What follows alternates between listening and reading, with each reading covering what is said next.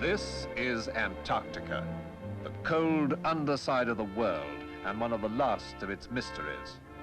In Graham Land, a northeastern promontory of this huge, empty continent and its adjacent islands, there are 10 permanent British bases for research and exploration.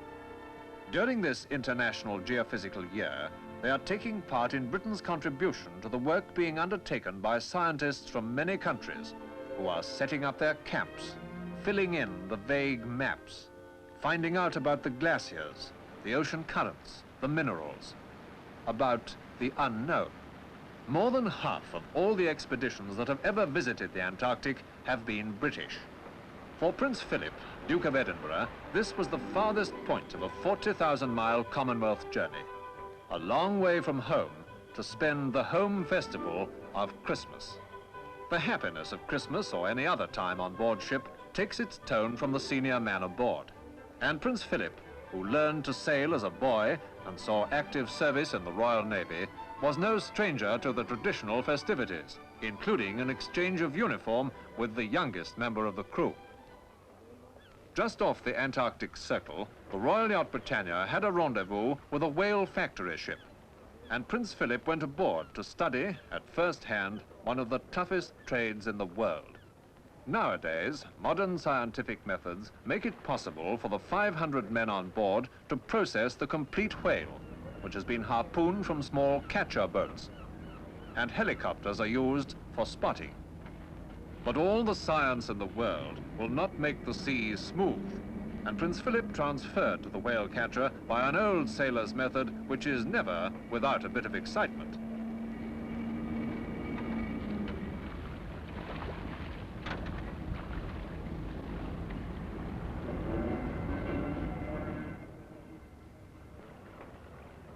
The 4,000-ton Britannia, launched in 1953, was planned for easy conversion into a hospital ship if necessary. But this was a journey of friendship and peace, not war and suffering. At the southernmost point of his journey, Prince Philip visited 6 of the bases in or just off Graham Land of the Falkland Islands Dependencies survey. These are something unique in Antarctic research, for some of them have been manned continuously for 10, and in one case, 13 years. Leaving the Britannia outside the ice region, he transferred to the 1,600-ton John Biscoe, one of 2 ships operated by the survey and specially equipped for ice work. Far from the speeches, the dinners, the displays, he met these young scientists and explorers and enjoyed the comradeship of men who are cut off from the world, except for radio contact, for months at a time.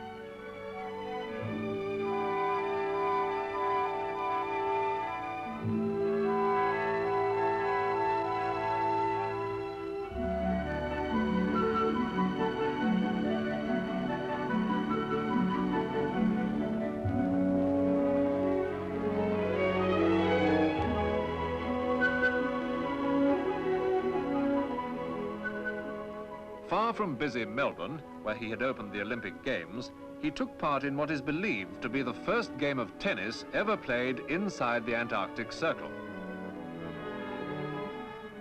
Seal meat arrives for the huskies. A young British scientist recently discovered that these dogs put out proportionately as much energy as an Olympic oarsman. Keeping their food fresh is no worry. Supplies left by Captain Scott in 1912 and rediscovered in 1956 were still fresh.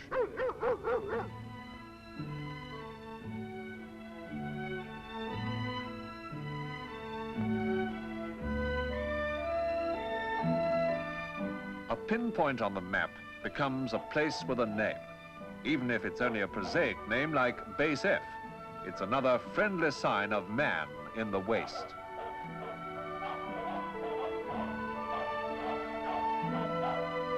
Prince Philip also met the men who recently completed an aerial survey of the whole of Graham Land, which was first discovered by Edward Bransfield of the British Navy and taken possession of for Britain by John Biscoe in 1832.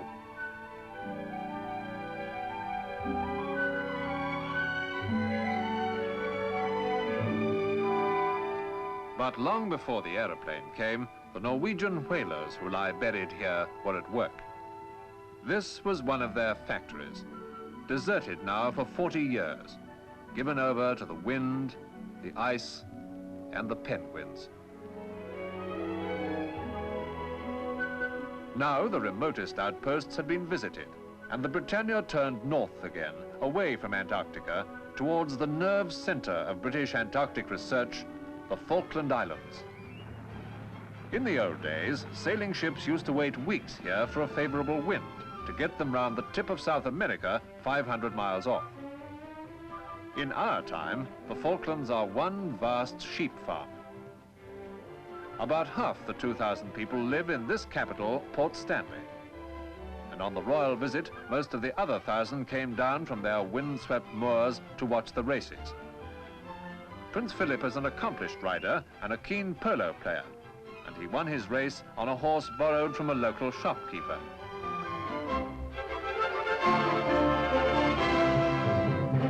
One of the main shore bases for the whalers of the South Polar Seas is Gritviken in South Georgia, discovered by Captain Cook in 1775. Prince Philip visited the factory at Gritviken and watched the mixed British and Norwegian crew cutting up a whale. Later, on his return to London, he lectured to an enthralled audience of London schoolchildren and told them that a whale, which can be 90 feet long, weighs a ton a foot. Its heart weighs half a ton, its liver a ton, its tongue 3 tons. Here at Gritviken died Ernest Shackleton, one of the greatest of British Antarctic explorers, and the royal party paid a visit to his grave. It was from Gritviken that Shackleton organized the famous relief party for his marooned expedition.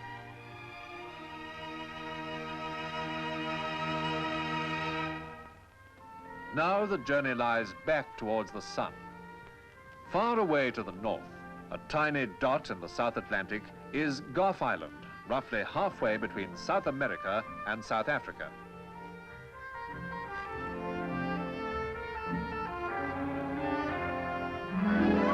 Prince Philip went ashore by boat, past the huge beds of seaweed which keep down the wild Atlantic swell, to pay a call on the only inhabitants of this lovely but near inaccessible spot, a group of South Africans who man the weather station there.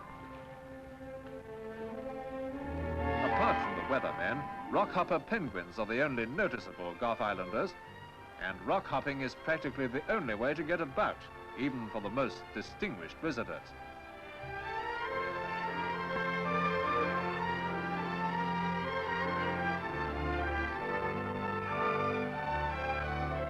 The northernmost of this group is the world's most famous lonely island, Tristan da Cunha. It got its name from the Portuguese admiral who discovered it in 1506, but it's only been inhabited since 1810. It only became really lonely when round the Cape sailing ships ceased to call. Today, radio and plans for a deep-sea crawfish industry are bringing the people back into contact with the outside world. There are some 300 of them, and they all live in the Edinburgh settlement, named after a Duke of Edinburgh who called in 1867. On Tristan, there are a parson, a doctor, a nurse, 2 teachers, and no policemen.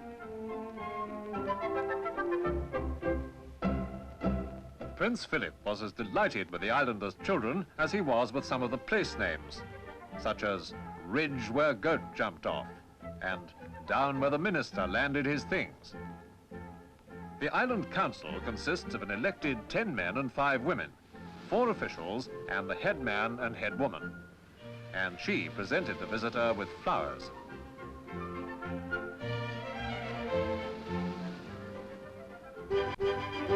"1,500 miles nearer the equator, His Royal Highness came to St. Helena, the largest in this scattered parish of British South Atlantic Islands and the seat of their administration. Still wearing the beard acquired during his Antarctic travels, he was received at Jamestown, the capital, by the governor.